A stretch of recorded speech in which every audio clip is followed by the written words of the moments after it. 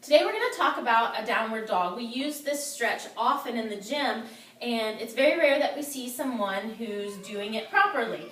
Often that's because they don't really know what they're supposed to be stretching or what they're supposed to be feeling.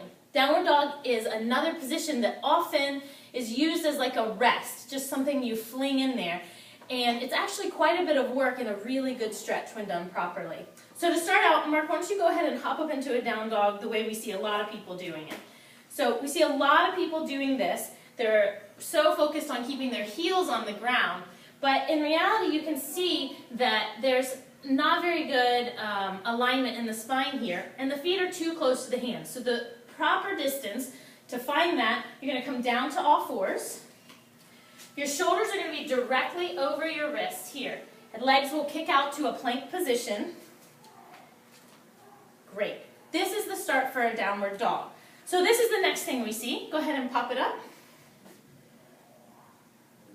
Keep those legs straight. This is what we see often right there. So again, the focus is on keeping these legs straight and trying to drive the heels down, but it's not actually the right way to do a down dog. So come back to your plank, Mark. The best way, most people don't have the flexibility to put their heels on the ground. So go ahead and let's bend the knees some. Put a good bend in the knees. And then the hips are going to come up, and the actual tip of the tailbone is going to reach to where the wall meets the ceiling. So now you can see we have a really great straight line here. The next thing Mark's going to do is create some space up here in the collarbones, and he'll do that by rotating the elbows here and then spreading out with the shoulders like that. So long neck. Okay, go ahead and drop your head some. So right there, we want a straight line from the tip of the tailbone all the way out through the top of the head.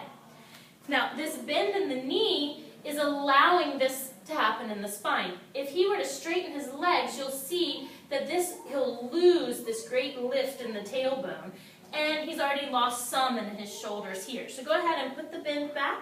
We want a really long side body, so really, really reaching out from the shoulders, rotating and opening, pulling the belly in right here to fill up this space.